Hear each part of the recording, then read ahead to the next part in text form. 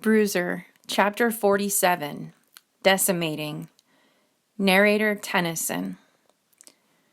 Once in a while, our school has half-days, and the teachers spend the afternoon in service, which I think must be group therapy for having to deal with us. On those days, a bunch of us usually go to the shopping center across the street. We hang out at the Burger King or Ahab's Coffee or the smoothie place, depending on the length of the line. Usually my friends are pretty cool, except of course when they're not. And it's not only my friends that I hang out with, because they have friends too, not all of whom I like. But as is the way with these things, you tolerate the bozos your friends bring to the table. So, I'm sitting in the smoothie place with the usual suspects, drinking smoothies and munching on chips, when in walks Bruiser, who gets in line. Only I don't see him first. My friend Joe Krippendorf does. Krippendorf looks at me and says under his breath, "Guess they'll serve anyone in here." It gets several snickers from around the table. I take a long suck on my smoothie and say to Krippendorf, also beneath my breath, uncalled for. He gets the message right away, and he's wise enough to stop. However, one of the bozos my friends have brought along today is Ozzy Odell, the hairless wonder, who takes it upon himself to pick up where Krippendorf left off. He's here because they've got a new flavor, Ozzy says, Citrus Psycho. A few of the same characters laugh, which just encourages him. Yeah, Ozzy continues, it's full of fruits and nuts. Krippendorf tells Ozzy he's a moron, and it's seconded by a couple of others, but there are still a few who are laughing. I'd shut it if I were you, I warn him. But Ozzy thinks he's on a roll. He goes right over to Brew. So, Bruiser, how is it you're back at school and not in jail for what you did? You must have a good lawyer. Now only 2 kids give the slightest chuckle. The rest realize that Ozzy has crossed the line. But Ozzy's the kind of cretin who needs only one person's laughter to sustain his stupidity, his own. I stand up. Odell, why don't you sit your waxed ass down and leave him alone? Oh, sorry, he taunts. I forgot you 2 are like brothers now, right? Or is it sisters? Now everyone's looking at me and making that low ooh sound that precedes most high school confrontations. Are you going to let him get away with that? Says Krippendorf. Because your friends just love to stir the water when they smell blood. I keep my cool, but when I see the look on Brew's face, I know I must retaliate. I grab Ozzy's smoothie, which he left on the table, and take a long sip, gurgling it in my mouth. And I say, with my mouth bubbling with smoothie, is it my imagination or is this smoothie saliva flavored? Then I put the straw back in my mouth and backwash every last bit down the straw and into the cup, along with some potato chip bits that were still in my mouth. Even Brew grins at that. But Ozzy sees the grin and goes after him. What are you smiling at? He pushes Brew against a glass display case, which rattles loudly enough to draw the manager's attention. Hey, yells the manager, take it outside. Ozzy turns to me, getting all red, not just on his face, but on top of his shaved head as well. You're buying me a new one, he demands. But we both know that's not going to happen, so he steps forward and pushes me. I only remember fighting Ozzy Odell once. It was back in 2nd grade. He threw these weird windmill-like punches, which was probably an early sign that the swim team was in his future. Outside, the manager says, or I call the cops. Apparently, he doesn't care how much blood is spilled as long as it's not on his property. I storm outside, and Ozzy's right behind me, along with everyone else. I probably look pretty angry, but actually I'm not. It's weird. All I feel is a desire to end this and get on with my day. But when I glance over at Brew, he's clenching his fists and gritting his teeth. He's got enough anger for both of us. I know that it's my responsibility to shut Ozzy up, because if I don't, it'll never end. He'll go on tormenting Brew, spreading lies, and making the Bruiser's life miserable. I get in Ozzy's face. You don't know anything about anything. So from now on, you're going to keep your mouth shut about the Bruiser, or I swear I'll rip out your spleen and make you eat it. The spleen line usually works because it's one of the more mysterious organs, and so any threat involving it is deeply troubling. In this case, however, Ozzy Odell has his own deeply troubling response. You're a nut job, just like him. Even Katrina thinks so. She told me. As I reel from this below-the-belt blow, more kids begin to gather. Now my voice comes out as a warning growl. You have until the count of 3 to get out of my sight. He doesn't even wait for the count. He starts swinging right away. The same odd roundhouse punches, but much more powerful than they were in second grade. I'm caught off guard, and he lands one right on my mouth, then backs away to let it sink in. Part of me welcomes this chance to put Ozzy in his place, but suddenly I realize something. Brew is holding his mouth. It's bleeding. It's swelling. He's taken the punch Ozzy landed on me. I'm pretty sure I can beat Ozzy in a fight, but not without taking substantial damage of my own. But any damage I take will bounce right to Brew, and everyone will see. Everyone will know, and his life will become the living hell he's feared for so long. I can't let that happen. The only way to prevent outing him as an empath is to end this quickly and decisively. I can't just take Ozzy down. I have to take him out, and fast. I fend off Ozzy's next round of swings, and he backs off for a moment of taunting. You think you're so smart, so cool, Ozzy says, like the world owes you something because of it. I don't want to fight you, Ozzy. Yeah, I'll bet you don't. And he comes at me again. There's a set of unspoken rules we live by when it comes to fighting. We can't help it. It comes from living in a civilized world. Even when you're fighting your hardest, somewhere deep down, you know how far you can go. But today, the rules are gone. Today, I fight not to win, but to destroy. I start in on Ozzy with perfectly controlled methodology. A sharp sock to the eye. He's slightly dazed. An uppercut to the chin. His head snaps back. A powerful piston punch to the gut. He doubles over, his face jutting toward me. Then the fourth and final punch. Holding nothing back, I put the full force of my will behind my fist and send it on a decimating collision course with his nose. I feel bone breaking against my knuckles. He stumbles back, and blood immediately begins to gush from his face, spilling onto the ground. He collapses to his knees, screaming and bringing his hands to his face. He's forgotten the fight. He's forgotten me. All that's left for Ozzy in this moment is the blood, the pain, and the pavement. The crowd around us that was so quick to cheer and jeer now falls silent behind Ozzy's wet nasal wails. Krippendorf looks at me and shakes his head. Dude, that was so uncalled for. All I can do is stand there and stare at Ozzy as he bleeds on the sidewalk until Brew grabs me and pulls me away. Bruiser, Chapter 48, Fallout. Narrator Tennyson. Thanks for taking out the team's star sprinter, Bronte says when Brewster and I get home. Somehow the news got home even before we did.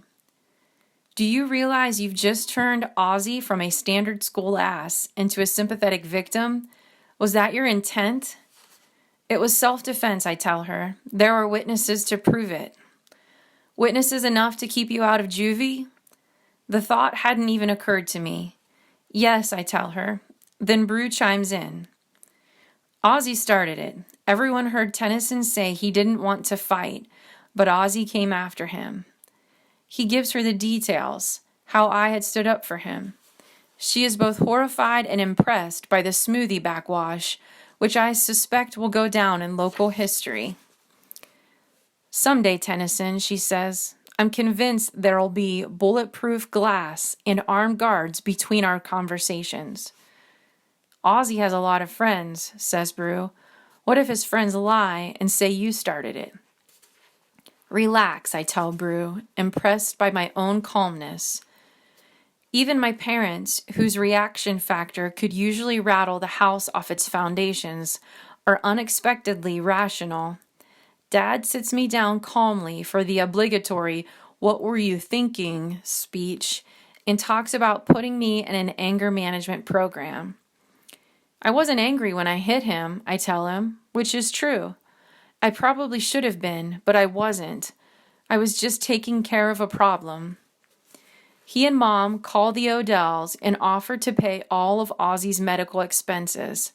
But the Odells, who are disgusted both with me and with their own son, refuse and want to have absolutely nothing to do with us. The threat of a lawsuit looms like a storm cell. And yet, in spite of all that, things seem as normal can be. Mom and Dad sit in the family room together, in separate chairs but still in the same room, sharing communal laughter as they watch a dumb sitcom. I spend most of the night sitting at my desk trying to do homework while fielding calls from my friends, since everyone who wasn't there wants to know how it went down. When I hang up from one of the calls, I see Cody standing right beside me. I jump a little, not expecting him to be there. Is it true you killed a kid? He asks. No, I tell him. I broke his nose. Oh. Cody seems both relieved and disappointed. Well, ninjas know how to break your nose so the bone goes right into your brain and you die. I'm not a ninja, I remind him. He seems both relieved and disappointed by that, too. Then he thinks about it some more. Are you going to get like Uncle Hoyt? He asks. Then he looks at me, waiting for an answer. It makes me shiver because I know he's looking for something in my eyes, maybe something he saw in his uncle's eyes, and I hope to God he hasn't found it in mine. I'll never hit you or your brother, Cody. That's not what I mean. And still he's looking. A little kid's gaze can be innocent, but sometimes their eyes are so wide, they catch all kinds of things older eyes don't. Kind of like those radio telescopes that stare at empty space so hard and so long they find thousands of galaxies in the darkness. Cody's gaze reaches a little too deep, and I have to look away. Just don't be like him, okay? He says, then he leaves, and I'm glad for it, because once he's gone, I start to feel pretty good about things. Not just good, but great. In fact, I fall asleep that night feeling a bizarre bliss that flies in the face of everything going on in my life. I know I should probably wonder why, but who questions a good feeling? Better to just enjoy it. The fight with Ozzy seems too small and too far away to matter. So do the old fights between my parents. Ancient history. And all the fallout is little more than stardust settling on my shoulders. Contentment. I could get used to this feeling. Bruiser, Chapter 49, Stuff. Narrator Cody. I didn't mean to do it. I just wasn't thinking. Well, that's not true. I was thinking, just not the way I needed to be. Uncle Hoyt would have taught me a lesson if he was here to see it.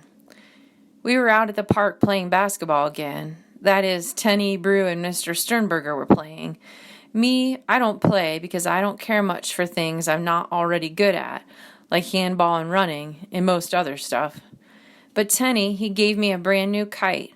Then he put me with it out in the empty soccer field next to the basketball court and said, "Knock yourself out." The problem with kites is they got a mind of their own. This one was painted like a hawk, which I guess was right for it because it sure was a bird brain the way it kept diving into the ground. I went over to see if maybe Tenny or Brew or Mr. Sternberger could give me some help, but they were already in a game with a bunch of other people. Brew was playing like one of them, real good. Maybe not good like me while running, but good enough to score a couple of baskets while I watched. Uncle Hoyt would have never let him do that. He never let Brew out with a whole bunch of people like that. He'd come out here if he saw it and drag Brew's butt home. You weren't meant to be part of things, boy, he'd tell Brew. You know it as well as I do. And Brew would put his head down and follow Uncle Hoyt home because he'd know Uncle Hoyt was only looking out for him. But there's no one to protect Brew now because there he was, playing up a storm and having a good time with a bunch of people who are strangers now, but might not be strangers for long. Uncle Hoyt wouldn't be happy, and thinking about Uncle Hoyt makes me sad because I miss him, or at least I miss the part of him that didn't go foul. I think about how he'd like to see me finally get a kite up in the air, and so it makes me want to do it even more. I go back to the field with the kite, that dumb old hawk that don't know up from down, and I'm starting to feel good about it because the wind, which at first couldn't decide which way to blow, is now blowing straight, and I know if I run into the wind, I might teach that bird to fly. I start running, letting out some string behind me, and sure enough, I get it in the air. It's trying to dip and twirl, but I won't let it dive. The wind's ripping at its wings, but not tearing them like it did to my old kite. I give the kite more line, and I keep on running, because if I don't, it'll fall down, and I'll have to start over. The thing is, the field doesn't go on forever. In a minute, I'm at the edge of it, but even though I'm out of grass, I'm not about to stop. So I let out some more line and keep on running right into the street. It's not a big busy street, but there's cars though, and maybe they're moving a little too fast. But what am I supposed to do?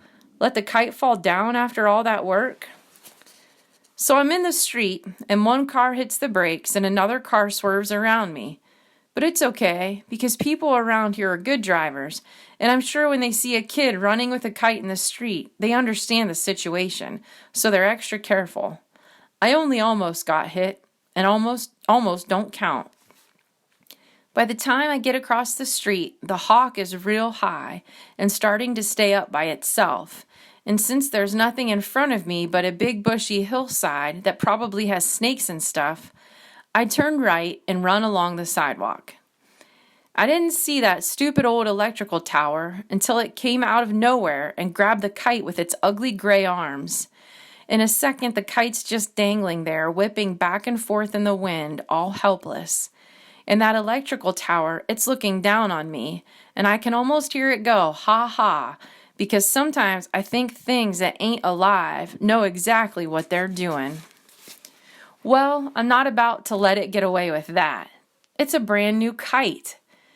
Then I get to thinking how an electrical tower is almost like a tree, except that its branches are metal and more regular. So I put down the kite string and start climbing with my eye on that dangling bird, because Uncle Hoyt always said, keep your eye on the prize. And although I think he should have also said, go after the prize too. And maybe that's why prizes never came his way, because all he ever did was look at them. But I'm doing both, keeping my eye on it and going after it at the same time. I climb and climb, and for the longest time, the kite doesn't seem to get any closer.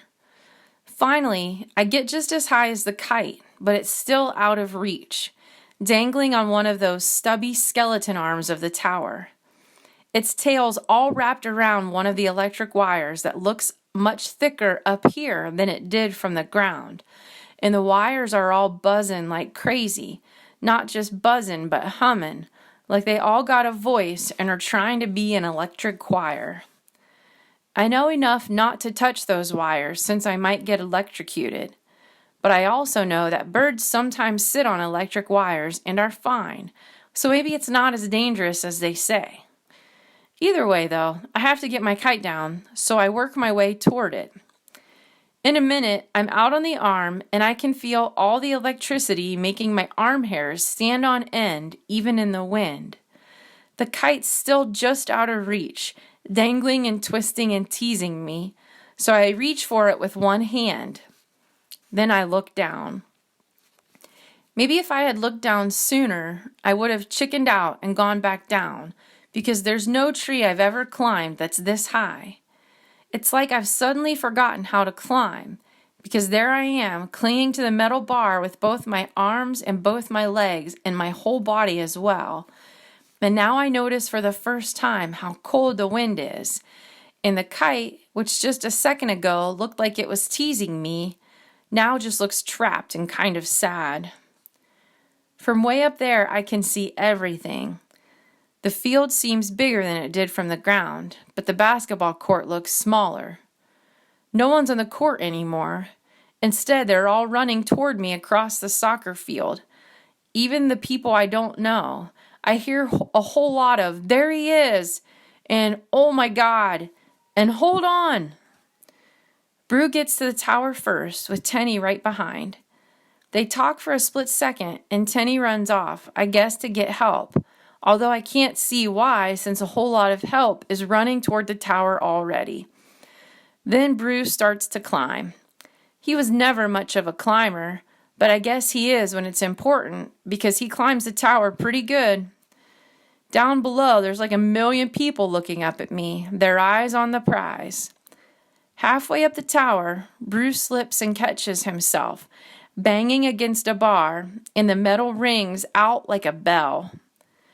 "Go that way," I yell, pointing to a place where the metal's all rusted and rough, because that's easier for sneakers to grip onto.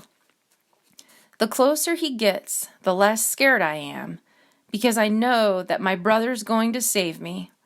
When he's almost as high as me, I tell him I'm sorry for getting stuck up here. "Stay absolutely still," he tells me. Then he comes a little closer. Down beneath us, Tennyson runs back with what looks like a bundle of flowers. But when he gets to Mr. Sternberger, he takes a part of it and the bundle gets bigger. Mr. Sternberger starts giving orders to people around him, and they grab onto it too. That's when I realize that it's not flowers at all. It's a flowery sheet. And Mr. Sternberger's getting everyone to stretch it out beneath us until it's pulled tight, like a trampoline made of roses and daisies.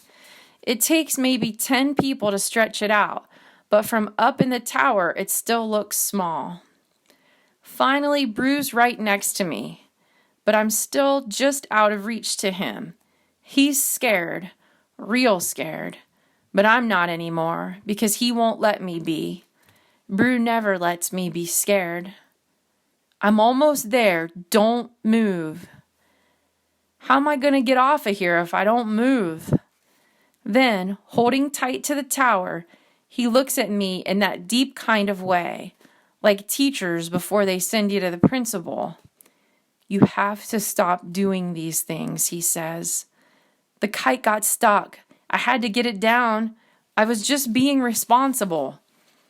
Be responsible on the ground. He tries to get closer but can't. Still, he's not giving up.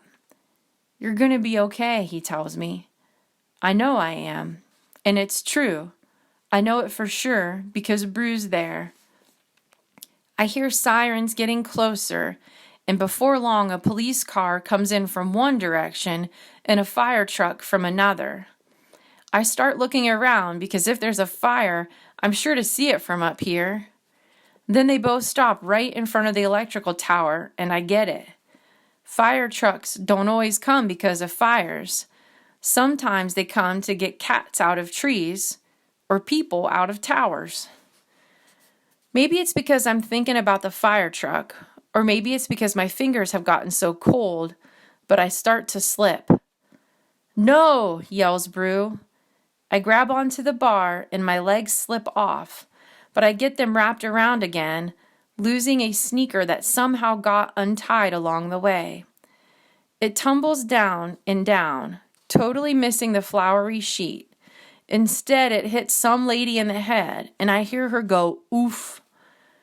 I want to laugh, but I don't, because laughing might make me slip again. The fire truck is the kind with a big ladder, but it takes time to get it working, and I don't have a whole lot of time because there's no more grip left in my fingers at all. I know if I fall, I'll hit the lady in the head too. Brew will take the fall away from me even before I feel it, so it won't hurt me, but it would definitely hurt Brew. Then he'd be all mad at me like he was the time I broke his arm. I slip again, and this time I know there's no stopping it, so rather than falling straight, I stretch out both my hands toward Brew. Cody! He catches me by one wrist, and we hold on to each other. I swing and twist from his arm like the kite swinging and twisting on its string. Brew holds on to me with all his strength. Don't worry, I tell him. It'll be okay. But I won't, he says through his teeth. You'll get better, I remind him. But he doesn't answer me. You always get better. He still doesn't say anything because every last bit of him is holding on to me, even his voice. That's the first time I realize that maybe there are things he won't get better from. What if there are some things that will make him dead like Uncle Hoyt, and he'll get burned down to dust and put in a cardboard box too? The thought of it scares me. It scares me more than being up in the tower, more than falling, more than anything. I can feel all that scaredness trying to sneak out of me and into Brew, but I won't let it. I hold on to my scared because I know it's making my hand stronger. Without that scaredness, I'll fall. It's the only thing giving my fingers strength enough to hold on to his. And I know I've just done the impossible, because holding on to anything bad when I'm with Brew has always been impossible. Not just the ouches, but the bad feelings too. But maybe it's not impossible. Maybe I just have to want to hold on to it. Because as I hang here, I'm scared as anything, and I stay that way because I want to. The fear in my fingers makes them squeeze tighter until my knuckles turn white, until it feels like my hand will fall off, until I hear a voice behind me say, I've got you. And an arm grabs me from behind, pulling me onto the ladder that has finally gotten up to us. You're safe, son, the firefighter says. Even before he takes me down that ladder, I know I'll be okay. And Brew will be okay too. Because Brew can do his big impossible. But today, by holding on to my scaredness, I did my own little impossible too.